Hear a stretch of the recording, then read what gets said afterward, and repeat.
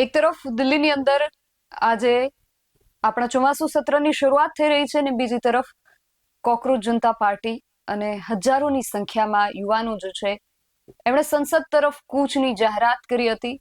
દિલ્હીના જંતર મંતર ખાતે 23 દિવસથી વધુ સમય થઈ ગયો છે. પ્રોટેસ્ટ ચાલી રહ્યા છે. યુવાનો જે છે ખૂબ મોટી સંખ્યામાં દિલ્હીના જંતર મંતર ખાતે પહોંચી ગયા છે. સુરક્ષા દળોની તૈનાતી ત્યાં કરી દેવામાં આવી છે. ખૂબ મજબૂતી લોખંડી સુરક્ષા ગોઠવી દેવામાં આવી છે. હાલ અમે જ્યારે આ વાત કરી રહ્યા છીએ ત્યારે એ પણ સમાચાર સામે આવી રહ્યા છે કે યુવાનો અને પોલીસ વચ્ચે ઘર્ષણ પણ થયું છે. એક તરફ ચોમાસુ સત્રની શરૂઆત અને બીજી તરફ યુવાનોનો આ જે વધતો આક્રોશ છે એ આગળ જતા શું સ્વરૂપ ધારણ કરે છે અને આ બધાની વચ્ચે સોનમ વાંગચુક અને ભૂખ હડતાલ પર બેઠેલા અન્ય જે યુવાનો છે એમની લથડતી તબિયતના પણ સમાચાર સામે આવી રહ્યા છે.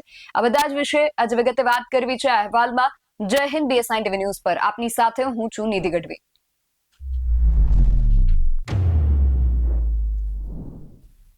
દિલ્હીની અંદર શું ચાલી રહ્યું છે, યુવાનો શું માંગણી કરી રહ્યા છે. યુવાનોની જે સૌથી પ્રથમ માંગ હતી કે શિક્ષણ મંત્રી, કેન્દ્રના જે શિક્ષણ મંત્રી છે ધર્મેન્દ્ર પ્રધાન, એ રાજીનામું આપે અને નીટનું જે પેપર લીક થયું એ માત્ર એક પેપર લીકની વાત નથી, પરંતુ કેટલી એવી પરીક્ષાઓ છે જે પેપર લીક કે અન્ય કારણોસર રદ કરવામાં આવે છે અને યુવાનોનું જે ભવિષ્ય છે એ આવા બહુવિધ કારણોથી જોખમમાં મુકાતું હોય છે.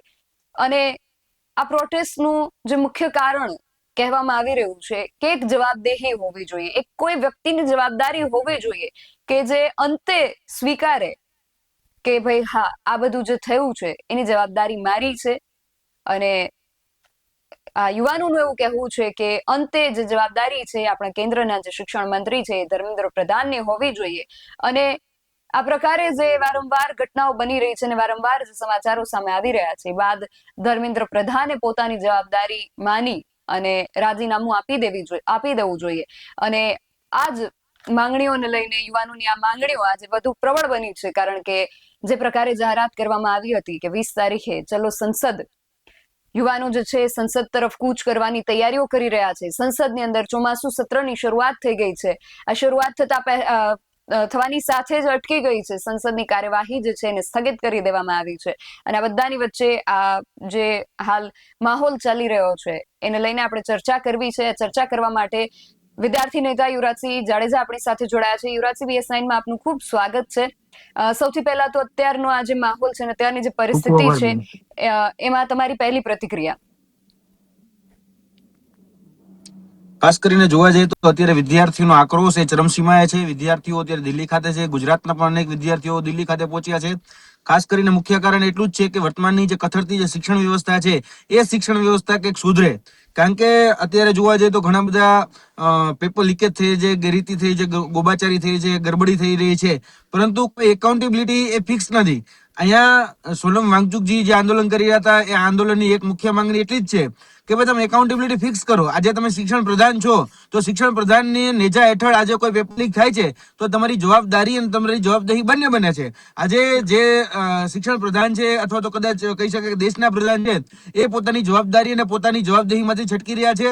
અને દેશના પ્રધાન અને શિક્ષણ પ્રધાન બંને એ ક્યાંક ને ક્યાંક અત્યારે વિદ્યાર્થીઓને આક્રોશને સાંભળવાની જગ્યાએ એને અત્યારે કહી શકાય કે એને અડગા રહી રહ્યા છે. આ ખરેખર ભૂલભર્યું છે. વિદ્યાર્થીઓનો આક્રોશ અત્યારે ચલાય છે કારણ કે નીટ જેવી પરીક્ષાનું પેપર આ બીજી વખત હમણાં 2023 ને 2026 માં હમણાં બીજી વખત આ ઘટનાઓ બની. ત્યારબાદ જોવા જઈએ તો અનેક પરીક્ષાઓમાં ખાસ કરીને SSC સ્ટાફ સિલેક્શન બોર્ડની પરીક્ષા તો એની અંદર 50 લાખ વિદ્યાર્થીઓ એની પણ ધાંધલી જોવા મળી. ત્યારબાદ અન્ય જે પરીક્ષાઓ છે કેન્દ્ર સરકારની તેની અંદર પણ CBSE બોર્ડ, તો CBSE બોર્ડની જે પરીક્ષાઓ હતી એની અંદર પણ જે OSM સિસ્ટમ હતી OSM સિસ્ટમની અંદર ધાંધલી જોવા મળી. તો આ બધી જ જવાબદારી જેની બને છે એ શિક્ષણ પ્રધાનની બને છે. તો શિક્ષણ પ્રધાન પોતાના જવાબદેહીથી ભાગી રહ્યા છે. એ ભાગે નહીં અને સામનો કરે. કારણ કે આજે જે દિલ્હીના જંતર મંતર ખાતે જે દ્રશ્યો સર્જાણા છે એ દિલ્હીના જંતર મંતરના દ્રશ્યો એ પ્રસ્થાપિત કરે છે કે યુવાનોની અંદર આક્રોશ છે. યુવાનોની અંદર તમે સંવાદ નથી કરતા ને વિવાદ કરી રહ્યા છો, વિવાદને જન્મ આપી રહ્યા છો. ખરેખર આ બધી જ સમસ્યાઓ જે છે સમસ્યાનું સમાધાન છે. સમસ્યાનું સમાધાન એવું નથી કે નથી, પરંતુ સમસ્યાનું સમાધાન એ સંવાદથી છે. પરંતુ સંવાદની જગ્યાએ અત્યારે ઘટના સ્થળ ઉપર જોવા જઈએ તો વિવાદ થઈ રહ્યો છે. ઘટના સ્થળ ઉપર અત્યારે ક્યાંક કરી રહી છે ઘટના સ્થળ છે એટલે કે જે જંતર મંતર મેદાન છે એ જંતર મંતરના મેદાનને પોલીસના બળે આજે વિદ્યાર્થીઓ જે છે એને રોકવાનો પ્રયાસ થઈ રહ્યો છે. પણ તમે વિદ્યાર્થીઓને ક્યાં સુધી રોકશો?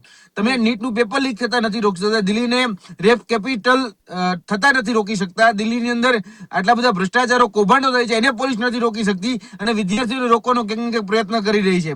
અત્યારે લાખોની સંખ્યામાં જે વિદ્યાર્થીઓ છે, અલગ અલગ રાજ્યના બધા જ વિદ્યાર્થીઓ ભેગા થયા છે અને ભેગા થઈ અને એક જ માંગણી કરી રહ્યા છે કે તાત્કાલિક ધોરણે જે શિક્ષણ પ્રધાન છે, શિક્ષણ પ્રધાન રાજીનામું આપે અને જે જવાબદારી છે, જે જવાબદારી છે, એકાઉન્ટેબિલિટી જેને કહેવાય, એ અધિકારીઓની અને જે જન નેતાઓ છે એની પણ ફિક્સ કરવામાં આવે. જી જી. અને યુવરાજસિંહ, આ જે પ્રોટેસ્ટ થઈ રહ્યું છે એને લોકો બે રીતે જોઈ રહ્યા છે કે એના બે પાસાઓ છે.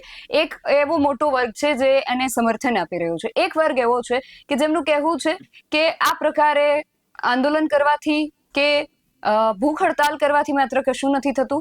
એમનું એવું કહેવું છે કે આ એક પ્રોપોગન્ડા ફેલાવવાની વાત છે.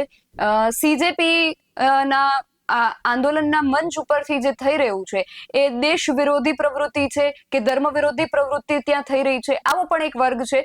એને લઈને તમારું શું માનવું છે? જાણી જોઈને આ એજન્ડા ફેલાવવામાં આવી રહ્યો છે, આ પ્રોપોગન્ડા ફેલાવી રહ્યો છે, આ મિસગાઈડ કરવામાં આવી રહ્યા છે. ભારતીય જનતા પાર્ટીના જે એજન્ટો છે એ એવું ફેલાવી રહ્યા છે કે આ દેશ વિરોધી કૃત્ય છે, જ્યારે જે વિદ્યાર્થીઓ જે પોતાનો આક્રોશ વ્યક્ત કરી રહ્યા છે એ કોઈ પણ એજન્ડામાં નથી. આજે હું વિદ્યાર્થી આગેવાન છું, વિદ્યાર્થી નેતા છું, તો મને એટલી ખબર પડે કે વિદ્યાર્થીઓ પોતાના મુદ્દાને લઈને જોડાતા હોય છે. કોઈ પણ બાબતોની અંદર તમે વિપક્ષના ઘણા બધા આંદોલન તમે જોતા હશો કે જ્યારે જ્યારે કોઈ જગ્યાએ વિપક્ષ એમાં સક્રિય થાય અથવા તો કદાચ એ જે મુવમેન્ટ છે એ મુવમેન્ટને લાર્જર સ્કેલ મળે ત્યારે દરેક વખતે હિન્દુ વિરોધી કહી દેવાના, ત્યારે એન્ટી નેશનલિસ્ટ કહી દેવાના, દેશદ્રોહી કહી દેવાના, આ બધા જ પ્રોપગેન્ડા એ આ સમયે મૂકવામાં આવે છે.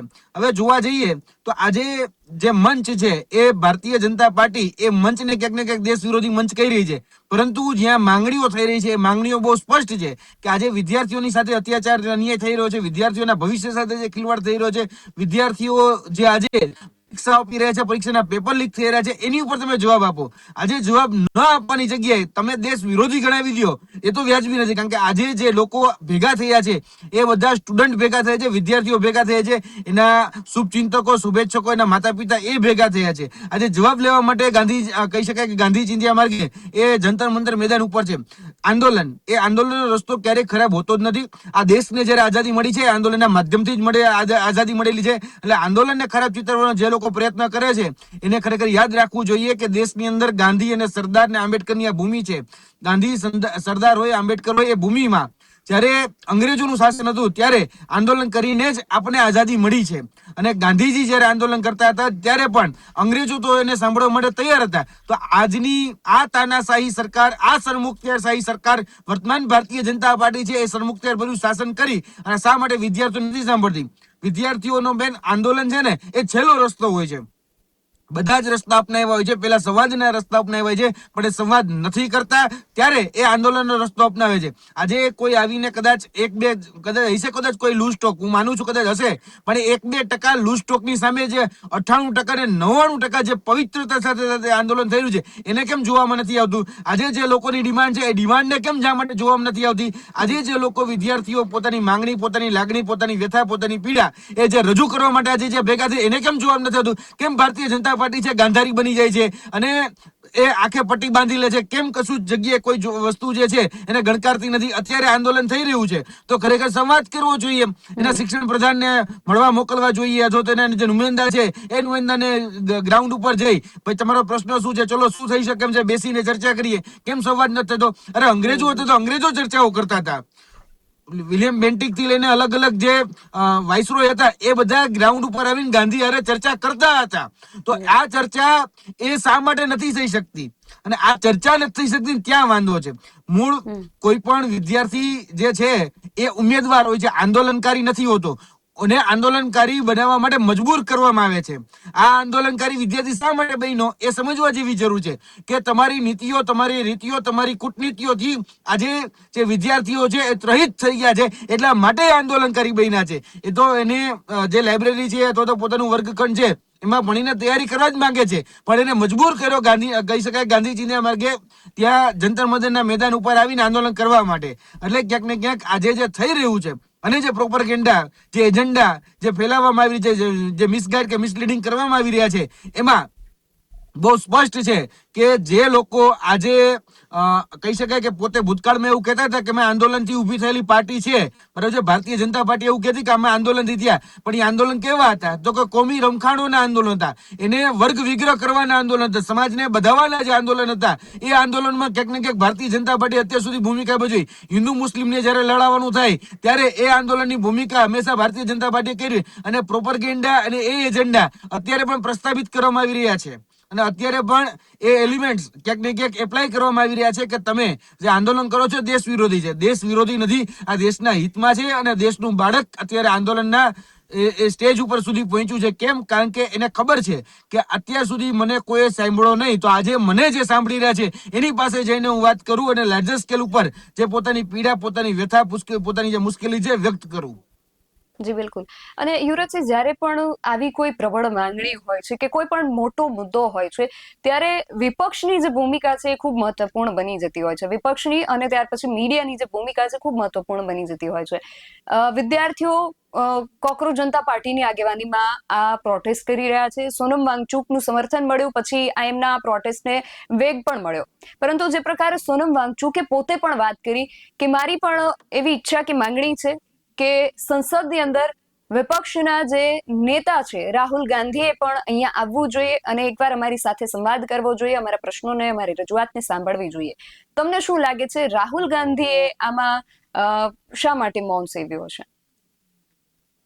ખાસ કરીને જોવા જઈએ તો તમામ વિપક્ષી દળો એ જેટલા પણ છે, જેટલા બચ્યા છે, એટલા એ તમામે ભેગા થઈ આ જે મુવમેન્ટ છે એ મુવમેન્ટને બળ આપવું જોઈએ. તમામ લોકોએ, રાહુલ ગાંધીજીએ પણ આપવું જોઈએ, અને અન્ય જે વિપક્ષી દળો છે, અરવિંદ કેજરીવાલ થી લઈ અને સપાથી લઈ બસપાથી લઈ બધા જ લોકોએ ભેગા થઈ અને આ જે મુવમેન્ટ છે, મુવમેન્ટને બળ આપવાનો પૂરેપૂરો પ્રયત્ન કરવો જોઈએ. જે અત્યારે જે ચિત્ર દેખાઈ રહ્યું છે, એ ચિત્રમાં તમે જુઓ કે ભાઈ બહારથી આવેલા વ્યક્તિઓ છે, અને ક્યાંક ને ક્યાંક જે દિલ્હીના નથી એ રાજ્યથી બધા જે વ્યક્તિઓ ગાંધીનગરથી લઈ અને છેટ કહી શકાય તમિલથી લઈ અને આમ ઉત્તરાખંડથી લઈને બધા જ લોકો અત્યારે દિલ્હી પહોંચ્યા છે. આ દિલ્હી પહોંચ્યા છે તો બધાએ એને ખરેખર પ્રોટેક્શન આપવાની જવાબદારી વિપક્ષની હોય છે, કારણ કે આજે વિપક્ષ જે છે એ વિપક્ષ ક્યાંક ને ક્યાંક પોતાની જવાબદારીથી છટકી રહ્યો છે. વિપક્ષે છટકવાની જરૂર નથી. વિપક્ષે ખરેખર આને પણ આન્સરેબલ થવાની જરૂર છે, આને પણ જવાબ દેવાની જરૂર છે, અને એની સાથે ખભો મિલાવીને ચાલવાની જરૂર છે. કારણ કે વિપક્ષનું કામ જ છે કે જે મુદ્દાઓ છે એ મુદ્દાને પ્રાધાન્ય આપી અને સંસદની અંદર આ મુદ્દાઓને ઉઠાવવા. કારણ કે એને જ જનનેતાઓ કહેવાય, જે સામાન્ય જનતાના મુદ્દાઓને પ્રાધાન્ય આપે. સામાન્ય જે લોકનેતા એને જ કહેવાય કે જે લોકોના પ્રશ્નોની વેદનાની વાચક બને, એને જ લોકનેતા કહેવાતું હોય છે. તો આજે જો તમે લોકનેતા હોય, જો તમે જનનેતા હોય, જો તમે વિપક્ષના નેતા હોય, તો તમારે વિપક્ષ તરીકેની પોતાની ભૂમિકા એ ભજવવી જોઈએ. ન કરે ને માની લો કે કદાચ અત્યારે ક્યાંક ને ક્યાંક જો ભારતીય જનતા પાર્ટી વિપક્ષમાં હોત તો શું થાત? તો ભારતીય જનતા પાર્ટી આખું ભારતમાંથી લઈ લીધું હોત. એટલે સમજવાની વાત છે કે જે રીતે વિપક્ષમાં રહીને ભારતીય જનતા પાર્ટીએ જે કામ કર્યું, એ કામ અત્યારના જે વર્તમાનના જે વિપક્ષો છે એને શીખવાની જરૂર છે. હું એવું માનું છું કે બધા લોકોએ કોઈક સારું હોય ને એમાંથી કંઈક શીખવું જોઈએ. તો ભારતીય જનતા પાર્ટી જયારે વિપક્ષમાં હતી ત્યારે કેવો હલ્લાબોલ કરતી, તો એ હલ્લાબોલ અત્યારના વર્તમાન વિપક્ષે કરવાની જરૂર છે. વર્તમાન વિપક્ષે રાહુલ ગાંધીએ હોય, અરવિંદ કેજરીવાલ હોય, કહી શકાય સપા હોય, બસપા હોય કે અન્ય તૃણમૂલ કોંગ્રેસ હોય, કે બધાએ ભેગા થઈ અને આ મુદ્દાને આખા દેશ લેવલે આને ફેલાવી દેવો જોઈએ. આ બહુ સ્પષ્ટપણે વાત છે. વાત બીજી કે મુદ્દો જે છે એ મુદ્દો વિદ્યાર્થીઓને સ્પર્શતો મુદ્દો છે. વિદ્યાર્થીઓને સંવેદનાઓનો મુદ્દો છે. વિદ્યાર્થીઓની લાગણી ને માંગણીનો મુદ્દો એટલો જ છે કે ભાઈ અત્યાર સુધી આટલા પેપરો લીક થયા. આખા દેશની જો વાત કરવામાં આવે તો દેશની અંદર કશું જ કઈ નહીં, 100 ઉપર પેપર લીક થયા છે. અલગ અલગ રાજ્યોના ગણીએ તો એમાંથી સૌથી મોખરે સ્થાન કોનું છે? તો કે ગુજરાતનું. તો આજે ગુજરાતની અંદર છેલ્લા 10 વર્ષમાં 34 પેપર લીક થયા છે. તો સૌથી વધારે પીડિત અને સૌથી વધારે ત્રાહિત વ્યક્તિ એ તો ગુજરાતના ઉમેદવારો હોવા જોઈએ. તો આજે ગુજરાતના ઉમેદવારોની પણ નૈતિક જવાબદારી બને છે કે ગ્રાઉન્ડ સુધી પહોંચે. બીજી વાત કે આની સાથે સાથે માધ્યમોની પણ જવાબદારી બને છે. ધારો કે ગુજરાતના માધ્યમો હોય કે પછી દેશના મેઇન સ્ટ્રીમના માધ્યમો હોય, એ મેઇન સ્ટ્રીમ માધ્યમો આજે આ આંદોલનને કવર નથી કરી રહ્યા. એ બહુ જ રંજની વાત છે, કારણ કે માધ્યમોનું કામ એ માધ્યમો નિષ્ઠાપૂર્વક અને પ્રામાણિકતા સાથે જો કામ કરે તો ચોક્કસપણે આ આંદોલનને મોટો વેગ આપી શકે છે. કે માધ્યમનું કામ છે કે માધ્યમનું ઇન્ફોર્મેશનને બધી જગ્યાએ પહોંચાડવું, સાચું ખોટું એ જે નાગરિકો છે એને ડિસાઈડ કરવા દો કે બિલકુલ. સાચું ખોટું શું છે. તમે પરસેપ્શન ક્રિએટ ન કરી નાખો કે આ એન્ટી નેશનાલિસ્ટ છે, આ દેશદ્રોહી છે, આ દેશ વિરોધી છે. માધ્યમનું આ કામ જ નથી. માધ્યમનું કામ છે જે થઈ રહ્યું છે એ સ્પષ્ટપણે બતાડવું, અને બે અલગ અલગ પક્ષો હોય તો ડિબેટ કરી અને બધાને પોતાનો પોતાનો પક્ષ મૂકવા દેવો. ક્યાંક ને ક્યાંક જોવા જઈએ તો મેઇનસ્ટ્રીમ મીડિયાના જે માધ્યમો છે એ મેઇનસ્ટ્રીમ મીડિયાના માધ્યમો એ ગુજરાતના હોય કે દેશના હોય, એ મેઇનસ્ટ્રીમ મીડિયાના માધ્યમોથી અત્યારે આ ચર્ચા જે છે એ ચર્ચા ક્યાંક ને ક્યાંક ગાયબ થઈ ગઈ છે. હમણાં જ જો કદાચ ઓ હલ્લા થાય અને ક્યાંક કહી શકાય કે ન કરે નારાયણને કંઈક અજુગતું બને તો તરત જ મેઇનસ્ટ્રીમ મીડિયા પહોંચી અને એને ડાયવર્ટિંગ રૂલ કરવાના તરત જ પ્રયત્નો કરશે. ભરમાવો, ભડકાવો ને ભડકાવો, આ કામ અત્યારે વર્તમાનની મેઇનસ્ટ્રીમ મીડિયા જે છે એનું થઈ ગયું છે. આ ત્રણેય કામ અત્યારે ક્યાંક ને ક્યાંક કહી શકાય જાણતા કે અજાણતા આજે પ્રોપરગેન્ડાના ભાગરૂપે કે એજન્ડાના ભાગરૂપે લોકો કરી રહ્યા છે. ન થવું જોઈએ. હવે વાત ત્રીજી કે મીડિયા, ત્યારબાદ વિપક્ષ, ત્યારબાદ ઉમેદવારોને પણ એ વિનંતી કે ભાઈ આજે તમારા માટે કોઈ બોલતું હોય, તમારા વતી કોઈ બોલતું હોય તો આજે એની સાથે ટેકો દઈને ઉભા રહેવું જોઈએ. બેન, આજે હું બહુ સ્પષ્ટતા સાથે કહી દઉં, ઘણી વખત એમ થાય કે ભાઈ યુવરાજસિંહ એમ દિલ્હી સુધી કેમ નથી પહોંચ્યા, પણ યુવરાજસિંહને કહી શકાય કે ગુજરાત બહાર જવાની પરમિશન આજ ભારતીય જનતા પાર્ટીએ નથી આપી. અને ક્યાંક ને ક્યાંક કોર્ટમાં જઈ અને પહેલા તો એને ગાંધીનગરમાંથી મને બેન કરાવ્યો હતો, પછી ગુજરાતની બહાર ન જવા માટે મને રિસ્ટ્રિક્શનો આપી છે, એટલે હું ત્યાં સુધી નથી પહોંચી શક્યો. બાકી હું જો કદાચ મારી પાસે છૂટછાટ હોત તો હું ચોક્કસપણે કહું છું કે અત્યારે દિલ્હીના જંતર મંતર મેદાન ઉપર અવશ્ય હોત. જે લોકો આજે પીડિત છે, જે લોકો આજે કહી શકાય કે શોષિત છે, એ લોકોએ પોતાની વાત જંતર મંતર ઉપર જઈને રાખવી જોઈએ. જંતર મંતર ઉપર જઈ આજે કહી શકાય કે દેશમાંથી અંગ્રેજોને ભગાડવા માટે, આઝાદી અપાવવા માટે જે રીતે ગાંધી, સરદાર, આંબેડકર, ભગતસિંહ એ બધા લડ્યા હતા, તો આજે ભગતસિંહ કોણ? તો આ દરેક વખતે એવું નતું કે ભગતસિંહ બાજુવાળાના ઘરે, ભગતસિંહ અમારા ઘરે ને ગાંધી તો કે બાજુવાળાના ઘરે. અમે નહીં લડીએ, બાજુવાળો લડશે. અમે નહીં લડીએ, અમારે શું, મારે શું, જે થશે હવનું થશે, બધાનું થશે. આ જે વિચારધારા છે, વિચારધારા મૂકી અને દરેક ઉમેદવારોએ જે પણ આજે પરીક્ષાર્થી છે, જે પણ ઉમેદવારી કરે છે, એ ઉમેદવારોએ તમામે ભેગા થઈ અને અહીંયા આંદોલન ઉપર હાજર થઈ જવું જોઈએ. કારણ કે 23 લાખ ઉમેદવારોએ નીટની પરીક્ષા આપી હતી, તો 23 લાખના હું ખાલી તમને કહું છું કે 10% જો લોકો અહીંયા પહોંચી જાય ને, 2,30,000 લોકો ત્યાં પહોંચી જાય ને, તો એને તાત્કાલિક ફેસલો આપવો પડે. એટલે ઉમેદવારોએ પણ આ વાત ધ્યાનમાં રાખવી છે કે ઉમેદવારોએ પણ ત્યાં ત્યાં પહોંચવું જોઈએ અને પોતાની વેદના, પોતાની પીડા રજૂ કરવી જોઈએ. કારણ કે આ દેશમાં જયારે સરમુખત્યાર, દેશમાં જયારે તાનાશાહ રાજા હોય ત્યારે એ રાજા છે એ પોતાનું જે મનમાં મનગઢત રીતે એ પોતાનું વર્તન અને પોતાનું શાસન કરતો હોય છે, તેની ઉપર લગામ કસવાનું કામ એ નાગરિકોનું હોય છે, અને નાગરિકોએ બહાર આવી અને ખરેખર એની ઉપર લગામ કસવી જોઈએ. જી બિલકુલ. અને યુવરાજભાઈ, જે રીતે વાત થઈ રહી છે કે એજન્ડા કે પ્રોપોગન્ડા ફેલાવવાની, એ કદાચ એ પ્રશ્નને આપણે એક તરફ મૂકીએ, પણ પ્રશ્ન આપણી સામે એ પણ ઊભો છે કે નીટનું એક પેપર લીક થયું, એમાં લગભગ 20 જેટલા જે વિદ્યાર્થીઓ હતા એમણે આપઘાત કરીને પોતાનું જીવન ટૂંકાવ્યું. તો શું એ 20 જિંદગીઓની કોઈ કિંમત નહીં ને? આ જે 20 જિંદગીઓ હતી એ નીટ 2026ની એક પરીક્ષા સાથે સંકળાયેલા આ 20 કિસ્સાઓ છે. એ સિવાય ઘણા બધા પેપર લીક થયા છે અને ઘણી બધી આત્મહત્યાઓ થઈ છે. તો એ આત્મહત્યાઓ માટે એ પેપર જે લીક થયા છે ને, એ આત્મહત્યાના 20 ઉદાહરણ આપણી સામે છે. એના સિવાય પણ ઘણા બધા એવા પરિવારો છે, ઘણા બધા, એક વિદ્યાર્થીની એકની પરીક્ષા નથી હોતી, આખા પરિવારની એમાં સાથે સંવેદનાઓ, લાગણીઓ, પરીક્ષાઓ જોડાયેલી હોય છે. એ કેટલાય બધા એવા પરિવારો હશે કે જે બરબાદ થઈ ગયા હશે, જે લોકો આત્મહત્યા કરી. માત્ર 20નો આંકડો છે, પણ એ સિવાય એવા ઘણા બધા આંકડાઓ છે જે આપણી સામે નથી કે એવા કેટલાય પરિવારો બરબાદ થઈ ગયા છે. તો શું આ બરબાદી માટે કોઈ જવાબદેહી ન હોવી જોઈએ? બેન, ગુજરાતની અંદર હોય કે દેશની અંદર, નીટની પરીક્ષા હોય કે એસએસસી સ્ટાફ સિલેક્શનની પરીક્ષા હોય કે આઈબીપીએસ બેંકની પરીક્ષા હોય કે ગુજરાત સરકાર દ્વારા લેવાતી જીપીએસસીની પરીક્ષા હોય કે ગૌણ સેવાની પરીક્ષા હોય, આ બધા જ માટે જવાબદાર અને જવાબદેહ એ સરકારના જે તંત્રના અધિકારીઓ અને એની સાથે સાથે જે આ મંત્રાલયો સંભાળે છે એ મંત્રાલયના જે સત્તાધીશો છે એ ચોખ્ખી રીતે જવાબદાર હોય છે, કારણ કે એનું કામ જ એ હોય છે કે આ જે આખી પ્રક્રિયા છે એ પ્રક્રિયા પારદર્શક પૂર્વક રીતે ચાલે. આ જે પ્રક્રિયા છે એમાં કોઈ સાથે અન્યાય ન થાય, કોઈ સાથે અત્યાચાર ન થાય, એના માટે જ આ પ્રક્રિયા નું વહન એ કરવામાં આવતું હોય છે, એનું ગઠન કરવામાં આવતું હોય છે. પરંતુ આજે ક્યાંક ને ક્યાંક જે રીતે ભ્રષ્ટાચાર, જે રીતે કૌભાંડ, જે રીતે ગેરરીતિ, ગોબાચારી અને પેપર લીકેજ જેવી ઘટનાઓ બની છે, તો આજે નીટની અંદર ખાલી 20 નો આંકડો છે. હમણાં જ થયેલી સ્ટાફ સિલેક્શનની પરીક્ષા તમે જોઈ લ્યો, લેખપાલની થયેલી પરીક્ષાઓ જોઈ લ્યો, IBPS ની થયેલી પરીક્ષાઓ જોઈ લ્યો, ગુજરાત સરકારની હમણાં જ કશું જ કાંઈને બહુ દૂર ન જાઓ તો હમણાં જ લોકરક્ષક દળની જે પરીક્ષાઓ થઈ એમાં પણ સુસાઇડો થયા છે, એમાં પણ ગ્રાઉન્ડ ઉપર લોકો મરી ગયા છે. એવા 8 થી 9 દાખલા તો ગ્રાઉન્ડ ઉપર જ્યારે માણસ ત્રીજો ચોથો રાઉન્ડ દોડતો હોય ત્યારે ગુજરી જાય છે, અને 20-22 વર્ષનો નવજુવાની ગુજરી જાય છે. તો એના માટે જવાબદાર કોણ? કેમ હું આ શબ્દ કહું છું? કારણ કે આજે ક્યાંક ને ક્યાંક બધી જગ્યાએ જેને પોતાની જવાબદારી અને પોતાની જવાબદેહી જેને યોગ્યતાથી નથી નિભાવતા, એના કારણે આખી આ ઘટનાઓ પરિણામ પામતી હોય છે. આજે જે પેપર લીક થઈ રહ્યા છે, બેન મને એક શબ્દ કદાચ પિક્ચરનો એક ડાયલોગ છે, એનો આખો ડાયલોગ મને યાદ નથી, પણ એવું કહેવામાં આવે છે કે પોલીસ ધારે ને તો મંદિરના બહારથી કોઈ ચંપલ પણ ચોરી ન શકે, જો પોલીસ ધારે તો. બરાબર? હવે પોલીસ ધારે તો મંદિરના બહારથી જો ચંપલ ન ચોરાઈ શકતા હોય તો પેપર કઈ રીતે ચોરાઈ જાય છે એ સમજાતું નથી. આજે જે વ્યક્તિઓ એવું કહી રહ્યા છે કે હિન્દુ વિરોધી એજન્ડા છે, તો એને પણ પૂછવાનું કે ભાઈ આજે રામ મંદિરની અંદર જે ચોરી થઈ, તો રામ ભગવાન છે એ તો હિન્દુ હતા. આજે હિન્દુના મંદિરમાં કે હિન્દુના ઘરમાં ચોરી થઈ, બરાબર, ત્યાં તમે કેમ બોલતા નથી? બીજી વાત કે આજે ભગવાન હનુમાનજીને ડાગલો બનાવી અને તમારા કહી શકાય કે એની આગળ નચાવવામાં આવે છે, તો ત્યારે તમારી કેમ લાગણી આહત નથી થતી? ત્યારે તમને હિન્દુ વિરોધી એજન્ડા નથી દેખાતો. અને બીજા આજે પોતાની ક્યાંક વેદના, કોઈકની પીડા વ્યક્ત કરવા માટે કોઈ સ્ટેજ ઉપર જાય છે તો હિન્દુ વિરોધી એજન્ડા થઈ જાય છે. આ પેપર લીકેજ એ બહુ મોટી સમસ્યા છે.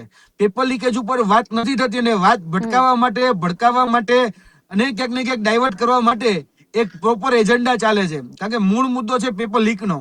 હજી હું કહું છું, સોનમ વાંગચુકજીની જે લડાઈ છે, એ સોનમ વાંગચુક માંગણી શું કરે છે કે પેપર લીકેજ ઉપર એકાઉન્ટેબિલિટી ફિક્સ થાય, જે લોકો જવાબદાર છે એને જેલ થાય, આની ઉપર સખત અને કડક કાયદો એવો બને કે બીજી વખત પેપર લીકેજના જે માફિયાઓ છે એ માફિયાઓ ક્યારેય એવી બીજી વખત હિંમત જ ન કરે, એના માટેની એની લડત છે. સોનમ વાંગચુકજી જેને અલગ અલગ લડાઈઓ લડી, એ લદ્દાખના ગ્લેશિયર બચાવવાની લડાઈ હોય કે પછી સામાન્ય રીતે આર્મીના જવાનો માટેની લડાઈ હોય કે શિક્ષણ વ્યવસ્થા બચાવવા માટેની લડાઈ હોય કે આજે શિક્ષણ વ્યવસ્થાની અંદર ઇનોવેટિવ કામ કરવાની વાત હોય, ત્યારે સોનમ વાંગચુકજીએ પોતાનું પ્રતિનિધિત્વ કરી અને ક્યાંક ને ક્યાંક છેવાડાનો વિસ્તાર, જેને આપણે કહી શકાય કાશ્મીર કહીએ છીએ, લેહ લદ્દાખ કહીએ છીએ, એ લેહ લદ્દાખની અંદર એવા કહી શકાય કે એક્સપેરિમેન્ટ કરી, એવા નવા ઇનોવેટિવ લાવી અને ક્યાંક ને ક્યાંક શિક્ષા પહોંચાડવાનું કામ એને કર્યું છે.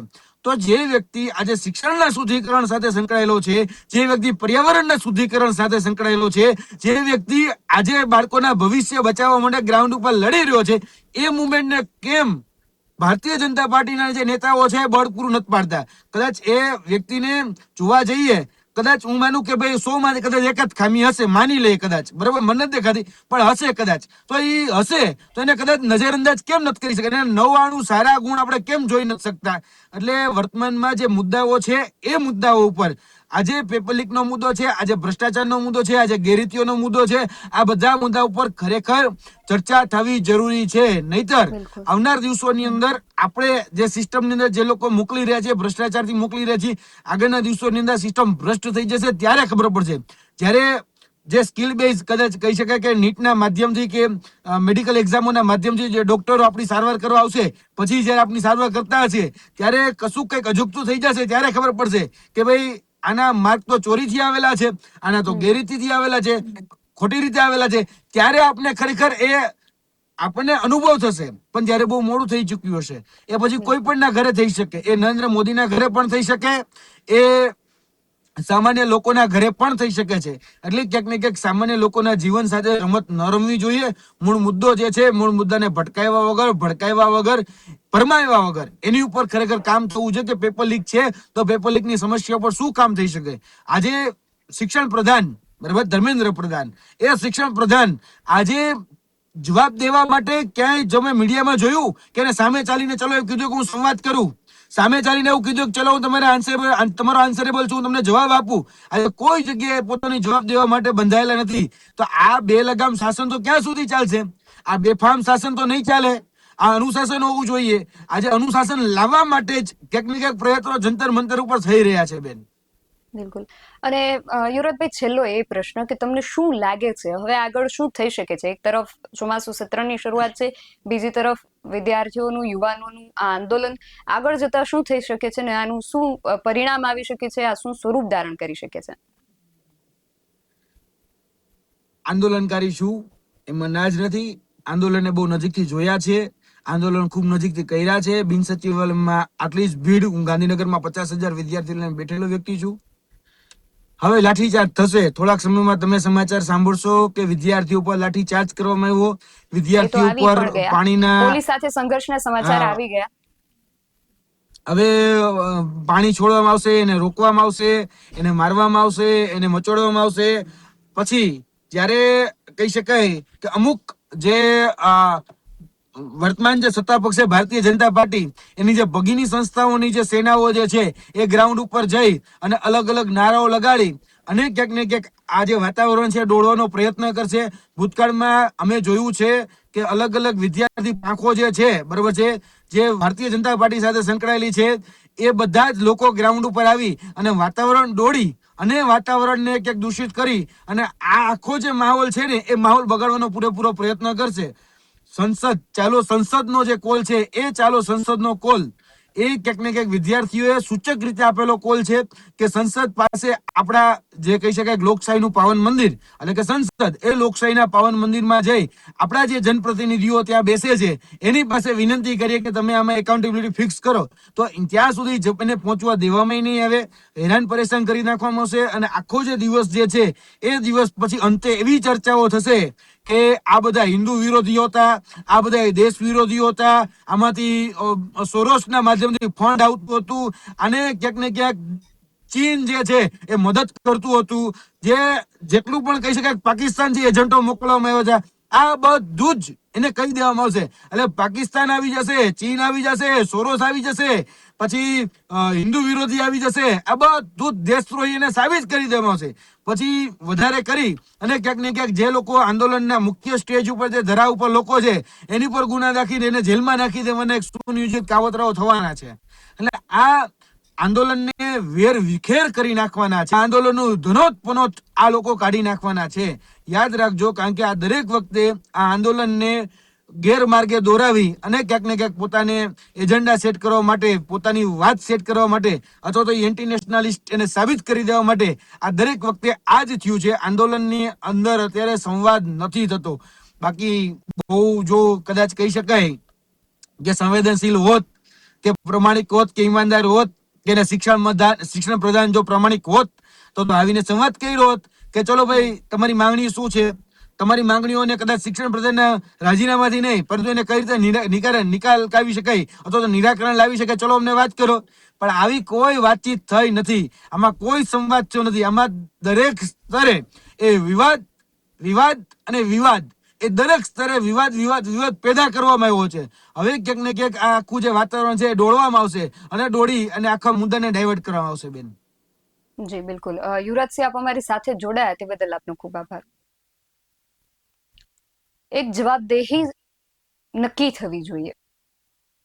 માત્ર આ માંગણી સાથે દિલ્હીના જંતર મંતરમાં છેલ્લા ઘણા દિવસોથી પણ 23 દિવસીય અનશન આંદોલન ચાલી રહ્યું છે. એની પહેલા આ પ્રોટેસ્ટ જે છે કોકરોચ જનતા પાર્ટી દ્વારા શરૂ કરી દેવામાં આવ્યા હતા અને હજુ સુધી જવાબદેહી નક્કી નથી થઈ. હજુ એના ઉપર પ્રશ્ન છે કે નીટનું પેપર લીક થયું એના માટે જવાબદાર કોણ? અને ન માત્ર નીટનું, કેટલાય બધા એવા પરીક્ષાના પેપર છે જે લીક થયા છે, એમાં ગેરરીતિઓ સામે આવી છે.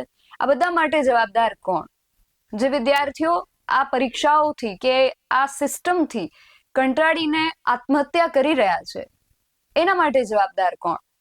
હજારો લાખો એવા પરિવારો છે જે આ તંત્રની નિષ્ફળતાના કારણે બરબાદ થઈ રહ્યા છે. આ બરબાદીનું જવાબદાર કોણ? શા માટે આ જવાબદાર કોણ એ પ્રશ્ન આમ આપણે પૂછી રહ્યા છીએ, પરંતુ આપણે એના માટે એક પ્રતિનિધિને પસંદ કરી અને આપણે સંસદ સુધી પહોંચાડ્યા છે. જવાબદારી ખરેખર એમની બને છે, તો એ શા માટે જવાબદારી નથી સ્વીકારી રહ્યા? વિદ્યાર્થીઓના પ્રશ્નને લઈને, શિક્ષણના પ્રશ્નને લઈને શિક્ષણ પ્રધાન શા માટે મૌન છે? અને ન માત્ર શિક્ષણનો પ્રશ્ન તો ઘણા બધા છે. મણિપુરની અંદર જે થઈ રહ્યું છે એને લઈને ગૃહપ્રધાન કે પ્રધાનમંત્રી શા માટે મૌન છે? જે રીતે આપણે શિક્ષણ વ્યવસ્થાની વાત કરી કે શિક્ષણ વ્યવસ્થા આ પ્રકારે પ્રશ્નો પૂછી રહી છે, ત્યારે શિક્ષણ મંત્રી શા માટે મૌન છે? હાલ જે રીતે રૂપિયો ગગડતો જઈ રહ્યો છે અને દેશની નાણાકીય પરિસ્થિતિ ડામાડોળ થાય છે, તો નાણામંત્રી શા માટે મૌન છે? આવા અઢળક પ્રશ્નો આપણી સામે ઊભા છે અને આ પ્રશ્નોને લઈને, અને ખાસ કરીને શિક્ષણ વ્યવસ્થાનો જે પ્રશ્ન છે, અને આ પ્રશ્ન જેને સૌથી વધુ સ્પર્શે છે એ દેશનું યુવાન આજે દિલ્હીના જંતર મંતર ખાતે જઈને ઊભો છે અને આ બધા પ્રશ્નો એમણે જ પસંદ કરેલા એમના જનપ્રતિનિધિઓને પૂછી રહ્યા છે. અને દુર્ભાગ્ય એ છે કે એમના પ્રશ્નોનો જવાબ એમને નથી મળી રહ્યો. એ વારંવાર આ પ્રશ્નો તો પૂછી રહ્યા છે, પરંતુ આ પ્રશ્નોનો જવાબ જે છે એમને નથી મળી રહ્યો. એટલા માટે એ આજે આક્રોશિત થઈ અને આંદોલનના મૂળમાં દેખાઈ રહ્યો છે. આંદોલન કે જે કૂચની તૈયારીઓ યુવાનો કરી રહ્યા છે એની પરમિશન નથી આપેલી. સમાચાર હાલ અત્યારે એ પણ સામે આવ્યા છે કે યુવાનો જ્યારે સંસદ તરફ કૂચ કરવાનો પ્રયાસ કરવામાં આવ્યો ત્યારે પોલીસ દ્વારા, સુરક્ષા દળો દ્વારા એમને અટકાવવામાં આવ્યા છે.